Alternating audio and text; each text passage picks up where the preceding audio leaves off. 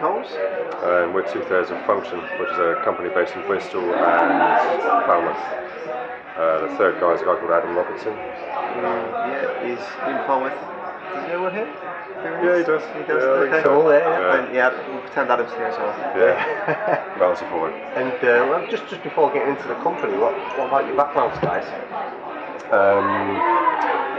Years ago, I did a product design degree in Liverpool, and then quickly followed that into doing a lot of multimedia stuff, as it was called in those days. So it was kind of a mix of print and graphics, 3D, video, web, flash, lots of different stuff. And about 7 years ago, moved down to Bristol, and at that point just decided to specialise in web stuff. And then went freelance all that time. Met Pete, I think, 4 or 5 years ago. Back in the 2008, 2007, Yeah. 2008. So a few years ago, and then we decided to form Function in January this year. I took a bit of a weird route in. I did sound engineering for 2 years. It was basically told by my tutors that I sucked at sound engineering, but there was a graphics module on the course, and they were like, yeah, you're actually good at this, you should probably do this. So I ignored them, did sound engineering anyway. I did suck at it, dropped out for a year and just bummed around. Then I applied to do a course which turned into a university course for interactive media, whatever that may mean. It was a lot of director, full flash. That went pretty well. I graduated, I got a job before my graduation. I had to take a day off to go to graduation, and then I worked in the same company in-house for the best part of 5.5 years. 2 of those years with Ben and Adam trying to drag me out of that company. They eventually succeeded in January. That's been fun. Yeah, we always wanted to kind of get Pete on board, whether it's like teaming up in a kind of co-op environment or yeah, we finally managed to do it when Adam and I were in New York at the last Book and Beta conference, and we hatched an idea of starting a company together. And it was at that point that the first name we wanted to co-opt into working with us was you. I think we closed the deal on that table there. Yeah, Really cool. Yeah, it was, and that was sometime in, I think that was January, wasn't it? Yeah, very, very early January. Yeah, so yeah, then Pete and I started properly about 5 weeks later, and then Adam was full-time employed down in Cornwall, and he left his job and came on board, I think, March, April time. Yeah. And then we're the full complement kind of thing. But Adam also used to live in Bristol, so we all knew him through the Mile Bunch studio, and have worked together, and so yeah, that's where it all kind of came from. Awesome. We talk about the company? Yeah, so yeah, it's called Function, and we build websites. And It's one of those old-fashioned companies, you know. Yeah. That's how we like to describe it. It's just a company. Yeah, pretty much. Yeah, we've got a load of clients from being in New York, London, you know, this country, all over the place, and a lot of different varied industries. I don't think we really specialise in one. So we've got charities, to software houses, to everything in between. Some startup stuff. Looks like there's some apps in the offering, but yeah, it's going really well. Cool.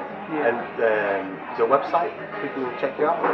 Yeah, it's function spelled with 3 Fs.co. You'll find us there. And see us all on the About page. If people want to get in touch with yourselves, can they get in touch with you personally, or best to get on the website? Yeah, well, if you go to the website and look at the About page, then you've got each of our individual email addresses, so you can hit us up We're all like quite that. avid Twitter users. Yeah. Find us on Twitter, or hit the Function account, it goes to all of us, so yeah, it's easy to get in touch. Awesome. So in terms of being based in Bristol, what was your decision there in terms of being based here? Well, I lived here, really. Yeah, likewise.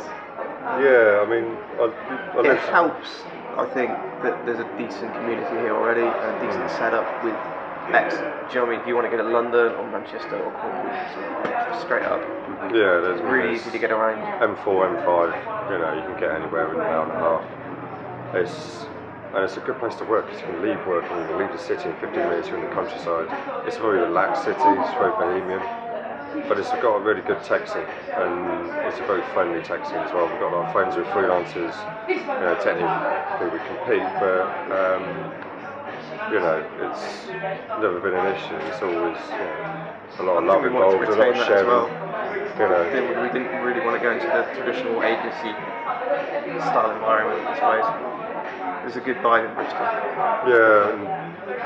One thing we don't really kind of want to go down is turning into that evil agency that white labels other people's work and gets them involved, and then all of a sudden you've got a client, and then 4 places between to the actual guys doing the work, which just brings it all that was one of the first things we discussed was if we use freelancers, we'll talk about them and give them credit. Yeah. Because it just seems the right thing to do. If someone's building stuff for you and they're really good, why not tell people they're really good? Yeah, well that's awesome, man. You see that with some of these big companies who are outsourcing, especially abroad. Like no kind of credit for the guys who are slaving over doing the work. Yeah, well, you know, even locally, like if you're a freelancer, you know, just happened to a friend of mine who lives down in Coleman, you know, he did some beautiful design work. That product won an award. It wasn't mentioned. The company went up and got it. Oh, thank you very much. This is all ours, you know. And there's my friend going, you know, I did all that. You know, I got paid for it, but you know, still, that's my work. Might have been your job. But you know, if the guy builds it, you know, he or she builds it, then you know, they need to take credit for that and be given credit. Yeah, no, that's cool to hear. I mean, as it should be, right? But I mean, you've kind of answered it, like your thoughts on the tech community in Bristol. Like someone's not from Bristol, or they're from Bristol and they're thinking, what's going on? Should I stay here? Like, what would you say to explain the tech community here? I think it's born out of TV, isn't it? Really. Yeah. There's a lot of TV. There was a lot of TV here, ITV and BBC, and I think from that you've got a lot of different. There's a good music scene. There's always been a good music scene here. Yeah, and also there's Ardman up the road and a bit of film, you know, quite a bit of film stuff. So I think from that a lot of media happened and they went digital or that kind of thing. I think possibly as well. There was that whole shift about 5 or 6 years ago where people came to Bath and Bristol and Reading to just get out of being in London. And like, we can do what we can do for less rent. 2 hours away. Yeah, so the burn rate's pretty crazy. Yeah. We went to a class city, right? But it's pretty crazy. So I mean, that's a big plus anywhere outside of London, really. Yeah, I mean, it's a great town. I mean, not only technically kind of the industry, but you know, the people are nice. It's a good place. You know, it's safe. It's relaxed. It's got a good vibe, but there's not many places I'd leave to go to. That says a lot. So. Awesome. And we like to ask like the whole government question in terms of like your thoughts on what their role is to play in the tech community. It moves so fast, so it's hard for us to stay keep up with it, let alone the government. Yeah. But what kind of things do you think they should be doing, or do you think they're doing a good job of? Talk about that. I don't really go too much into politics, to be honest.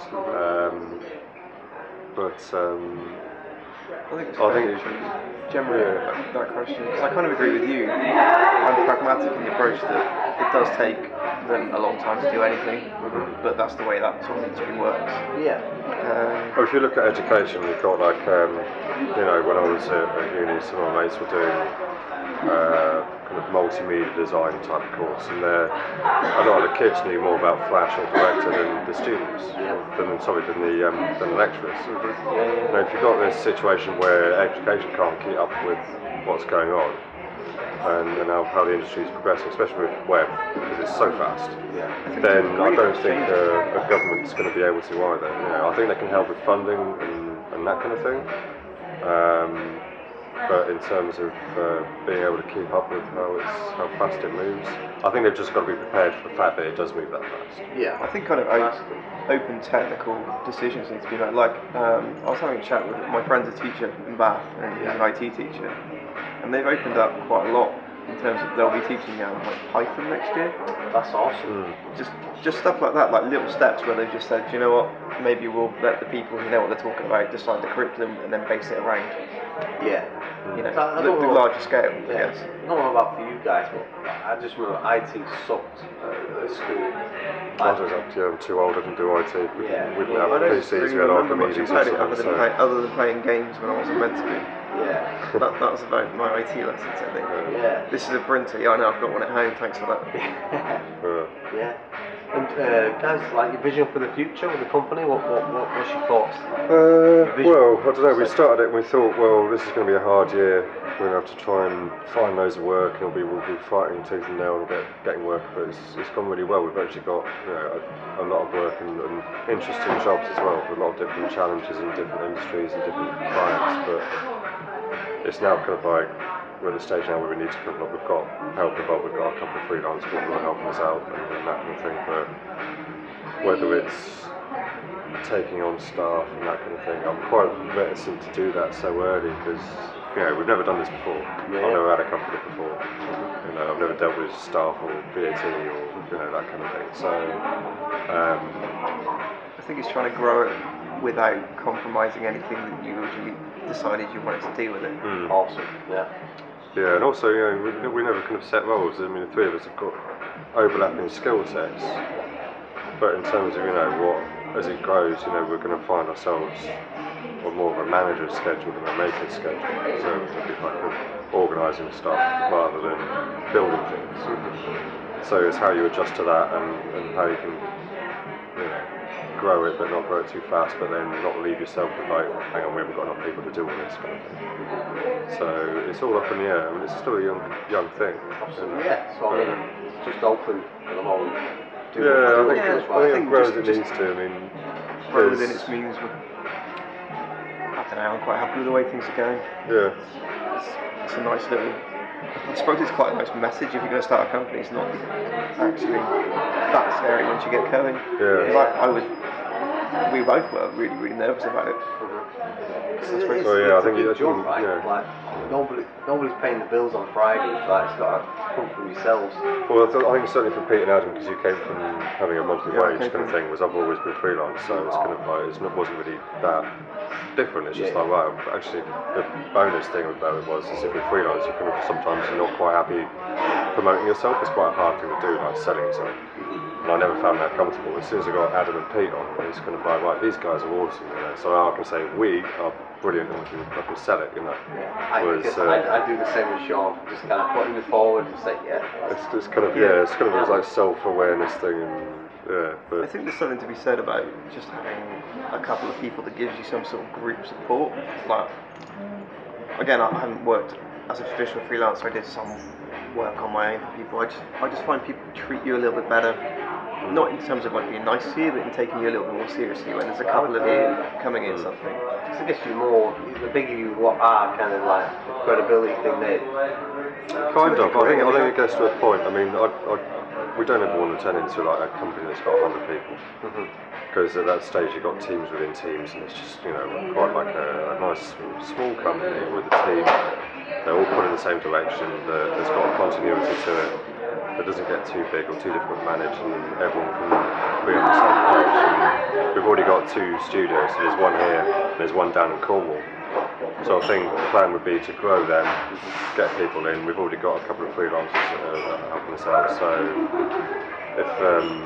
if it comes down to it in the future, then it would be nice to get people in, but also give them a stake in the company. So there's something, they're not just a kind of employee, but have them, have some equity, have a share, and a kind of more involvement and more of a say and more of a feeling of belonging. I think that's important, like company culture. I mean, I've got to say to the viewers, like your office is like rock star stuff. It's awesome. It's like the Mile Bunch. It's great, it's a good place. It's been there a couple of years and good mix of people. You've got freelancers, you've got the guy who runs it, John Tan. He's got a co-op. They're doing some app work, and but you've also got Chris, who's a branding guy. There's Tom, who's like Ace front-end developer.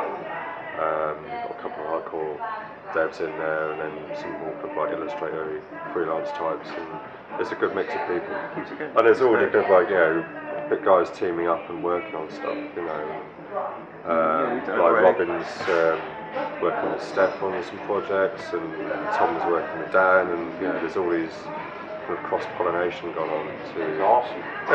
It's great. It's a great place to get work. It's like You know, I've been asked, do I know anyone who can do some Flash stuff, and Tom does some Flash stuff from time to time, so I can pass it on to him. But if he hears about something which is more our speciality, then it kind of gets passed around, which is a great way to work.